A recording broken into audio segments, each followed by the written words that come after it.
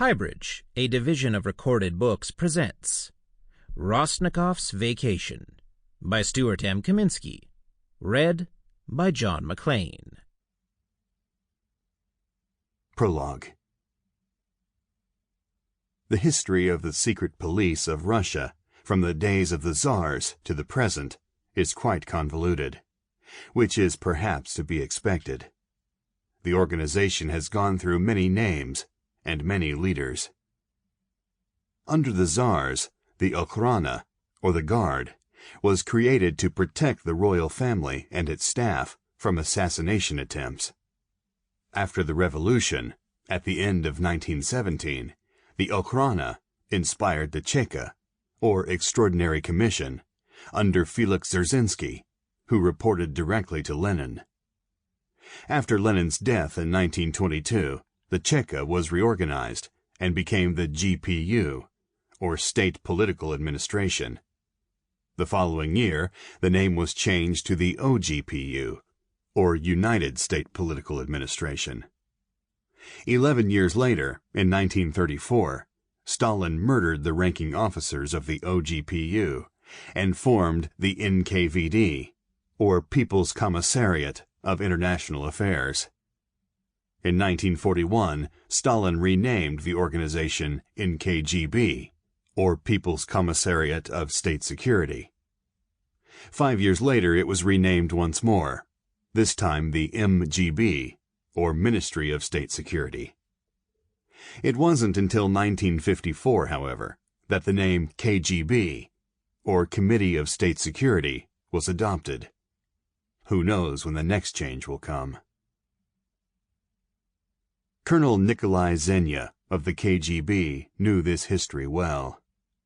He considered that history and his own future as he stood at the window of his office at 22 Lubyanka, the Moscow home of both KGB headquarters and the Lubyanka prison. It was a new office into which the colonel had moved only days before, a larger office to signify his rapid rise. The lead of the recent coat of gray paint on the walls scratched at his palate and nostrils. To mask the taste and odor, Zhenya took a long drink from the cup of tepid tea he held in his hand. Nothing changed. He looked around the office. New desk, new chairs, new photograph of Lenin, but a much smaller, safer photograph of Lenin. A photograph that could easily and quickly be taken down, placed in a file cabinet drawer, and replaced with a photograph of the Kremlin at dusk. He knew there were those inside the offices around him who were considering whether they should now remove the traditional pictures of Lenin and be just a bit ahead of the other officers on the floor. Or should they wait, in case the political tides so changed that their loyalty to revolutionary idealism would be admired, while their carefully timed discretion would be respected. It was a game of survival, dependent not upon one's true beliefs, but upon the illusion one could maintain about beliefs. There were quiet moments like this before the day began, before the first knock at the door, when Colonel Zhenya wondered how long he would be able to enjoy his most recent promotion. Colonel Zhenya, who had risen rapidly through the ranks and was now at 45, one of the youngest colonels in any branch of the KGB, had never truly enjoyed his successes. He had considered each betrayal, each manipulation, each intrigue in which he had engaged, a fragile rung, one as fine as a spider's thread, in the ladder upward. There was no goal but to keep climbing, to keep distancing oneself farther and farther from the bottom. The colonel, who was rapidly losing his hair, and had taken to brushing it straight and severely back, pushed aside the white curtains and looked down at the traffic that swirled around the 36-foot-high statue of Felix Dzerzhinsky in the square below. Dzerzhinsky had organized the Cheka, the organization that had paved the way for the KGB, the sword of the revolution for Lenin. Now the sword of the revolution was in the hands of the moderates, and they could not even use it to cut cheese. The sword was poised over Colonel Zenya's head. The colonel's office was on the top floor, and above him, since it was shortly after 5 in the morning, he could hear the political prisoners being exercised on the roof, their synchronized steps tramping like sheets of heavy rain.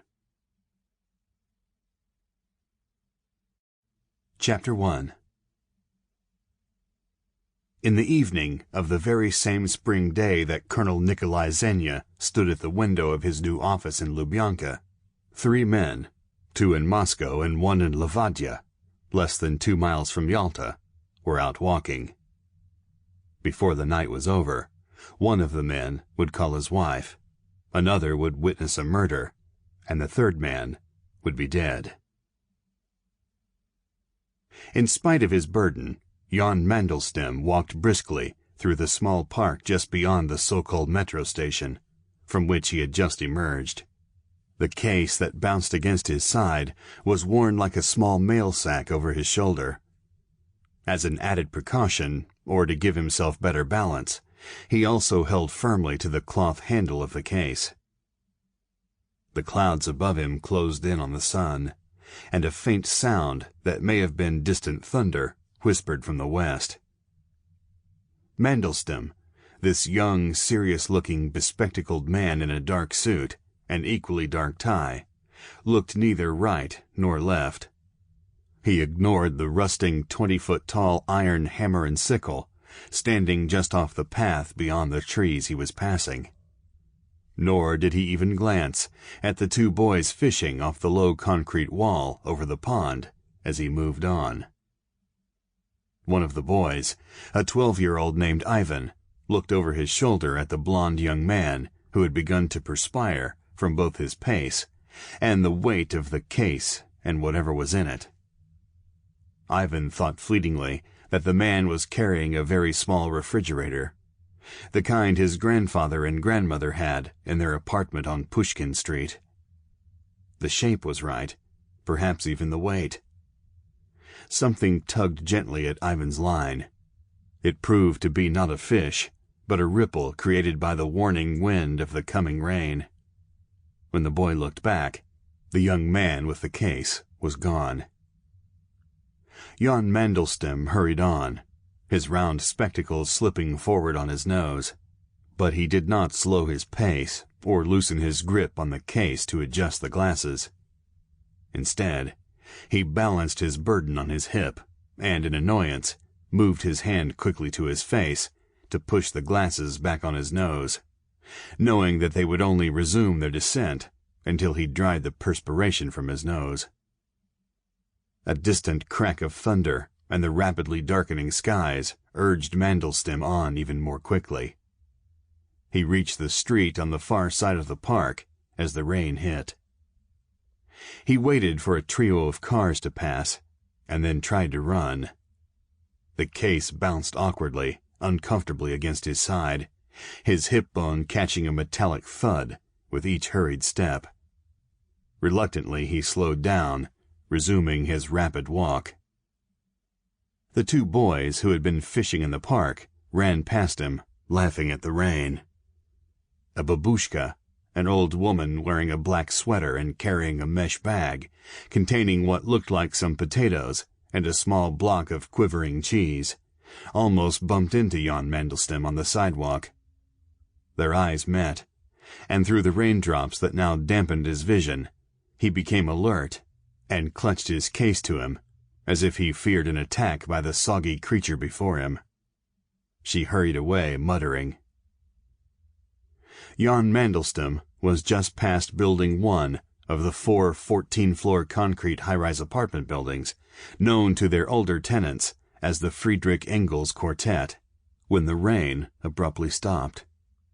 It had lasted no more than a minute or 2, and the sky was already clearing. A huge plane that had just taken off from the Sheremetyevo International Airport boomed overhead. Jan Mandelstam continued, feet splashing in puddles, toward his goal, Building 2. A few people emerged from the buildings and looked up at the clouds, which thundered a farewell and moved west, away from Moscow. Opening the door was awkward. He could not put his case down on the wet ground, but it was difficult to open the heavy door with only one hand. Fortunately, someone came to his rescue and pushed it open. "It stopped raining?" asked the woman, who had opened the door as she stepped back to let Jan enter. "Yes," Jan answered, removing his glasses, panting slightly.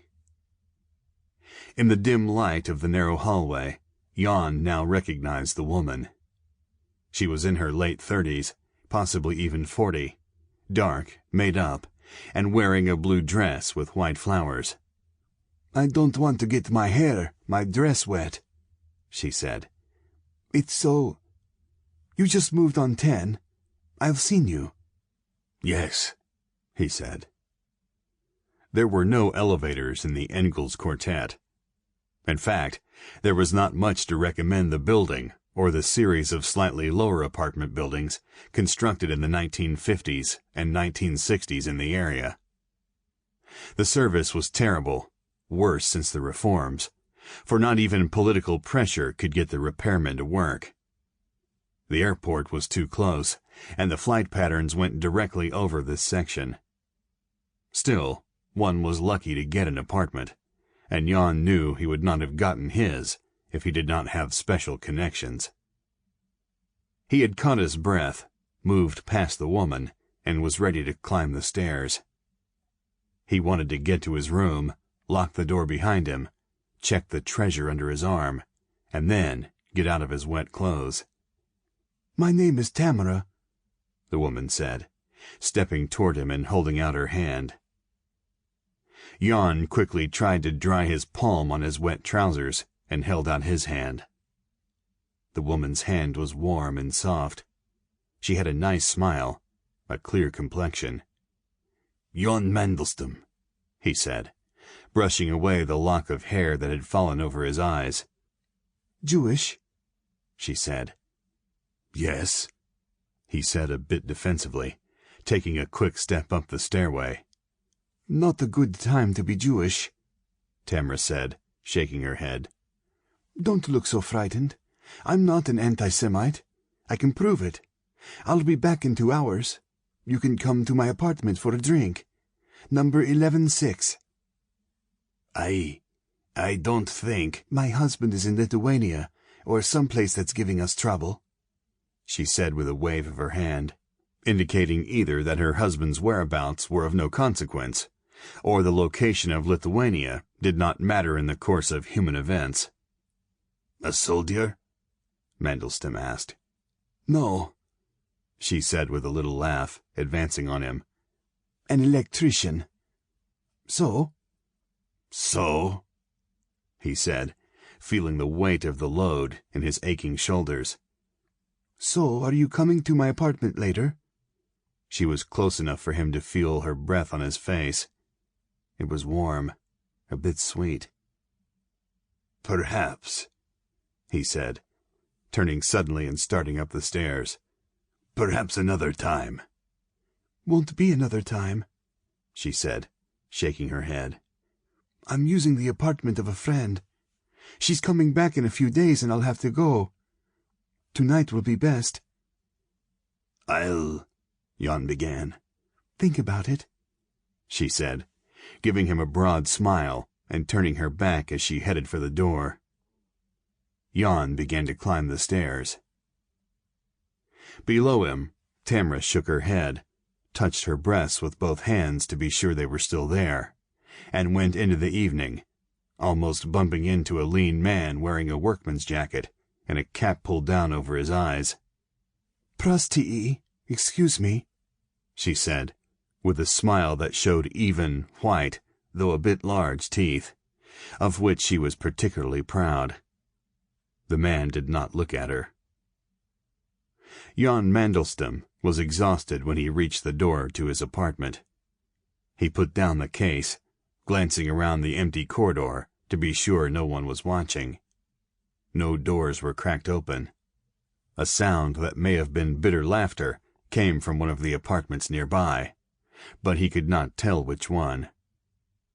He got his key out, opened the door, placed his case inside, stepped in, turned on the light, and closed the door behind him. He looked around the small room, locked the door, took off his glasses, placed them in his jacket pocket, and moved the case across the room to the desk in the corner before he began to strip off his wet clothes. He threw the clothes in the general direction of the worn but serviceable dark sofa against the wall. Then, naked except for his socks, he moved into the second small room, which served as a bedroom. He reached over and took off his socks as he hopped toward the little cubbyhole in which a shower beckoned. He threw back the shower door and found himself facing a grinning man with bad teeth. There was a chill in the Crimean evening air. Georgi Vasilievich pulled up the collar of his jacket, shook his shoulders, and began walking along the Tsar's line from Levadia to Oryanda. Although it was still early in the evening, the thick woods blocked out the setting sun, making it seem much later. Vasilievich walked slowly. He told himself it was because he enjoyed the woods, the outdoors.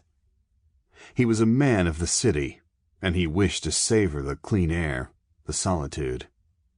He told himself these things, but something inside him would not listen. Georgi Vasilievich was a policeman, a good policeman, who recognized a lie even when it was one he was telling to himself. No, the truth was that he was getting old. He was tired. Perhaps General Petrovich was right to insist that he take his vacation, that he spend several weeks in the sanitarium for rest and therapy. He had been working hard, as had all in the GRU, the Chief Intelligence Directorate of the Soviet General Military Staff. Unrest in the military was evident at all levels. The workload was impossible, and it was being conducted with no reward, no appreciation from the people, no appreciation from their superiors, who were too distracted in the turmoil created by Gorbachev to reward with even a word the efforts of... The path turned and brought him to the rotunda at the seashore. He always stopped at the rotunda. In the week he had been making this trip, since Dr. Vostov had prescribed the walk, Vasilievich had paused at the rotunda, both coming and going, to admire the view and to catch his breath. Vasilievich had a heart condition. One could not argue with that fact. He had experienced a heart attack. But it was 4 years earlier, and his health reports had been well within the bounds of acceptability from the moment he had been released from the hospital. The rest would, he had reluctantly concluded, be good for him. But fortunately, in Yalta he had found more than the sight of the sea and woods to occupy him. He had discovered a puzzle that he believed he had now solved. Georgi Vasilievich put his large arthritic hands on the railing and looked out at Maktovaya Rock, its gray bulk split in two.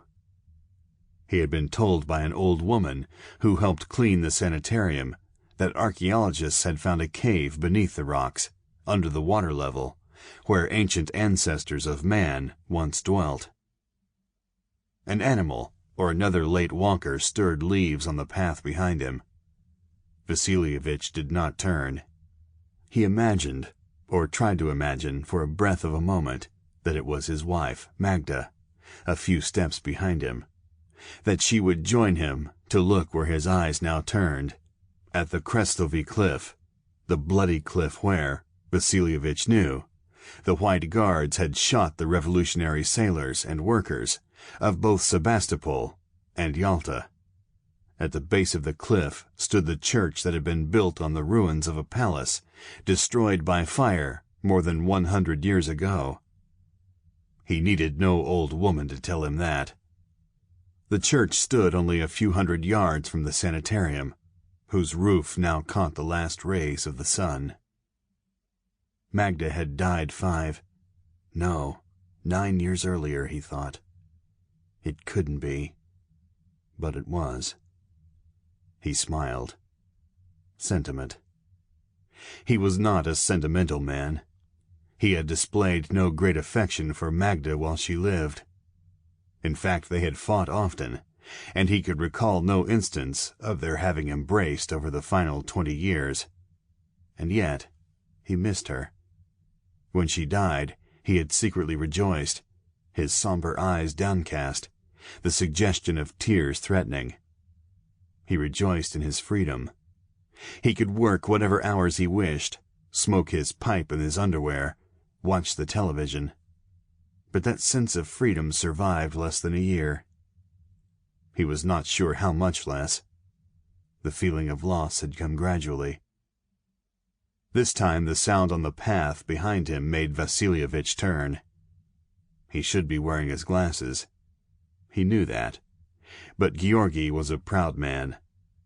He had once been a large man, but the years, his illness, and something in the soul that he could not quite understand, and in which he did not believe, had begun to shrink him. There was nothing, no one there. But still, it did not hurt to be cautious. He bent down at the edge of the rotunda and pretended to tie his shoe, while he glanced toward the trees without turning his head. Vasilievich resumed his journey and became absorbed almost immediately in the problem he had been picking at for the past few days, the problem he had been reluctant to share with Rostnikov, who would have been sympathetic, but have thought him an old fool. Vasilievich would have liked to quicken his step, but he hesitated, fearing that sudden jolt, the loss of breath he had experienced but once 4 years ago, before his heart attack. "I am better," he said to himself, moving forward, head down, as if against a strong, chill wind. "I am fine," he said aloud, but not loudly. And with that, his decision was made. He wanted no more of this place, this solitude. He would go back to the sanitarium, pack his things, and inform Dr. Vostov that he would be returning to Moscow on the first available plane. He had an open ticket. He need but call the air. Definitely something behind him. Definitely. He stopped and stepped off the path next to a tree. He was himself thin, gnarled. From a distance he could have been a branch growing from the base of a dark tree. He slowly, carefully removed his glasses from his jacket pocket and placed them on the end of his nose. When they were properly perched, Georgi Vasilievich stood motionless, as he had done hundreds of times in the past while stalking a criminal. He willed his breathing to be shallow, to mingle with the sounds of the woods, the waves brushing the shore beyond the trees. He had no weapon. Why would anyone need a weapon on a hospital vacation? His pistol was locked in the metal box in his office desk in Moscow. He stood listening for 5 or 10 minutes. Nothing. Rostnikov was right, or would have been right if Vasilievich had been foolish enough to share his idea with him. All he had told Rostnikov was that he was working on something, putting notes together that he might soon share with him, but he was not prepared to do so yet. Georgi Vasilievich was an old fool who had played too many games, seen too many deaths. Georgi had looked over at Rostnikov with the knowing little smile he had cultivated for more than 40 years. A smile that told suspect and colleague alike that he, Vasilievich, knew something, had a secret of great importance to this suspect or colleague. He stepped back onto the path, feeling even more chilled. The blood circulated poorly in his feet, and his hands were numb.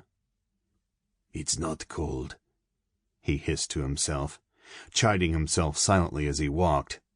"You're an old fool talking to himself.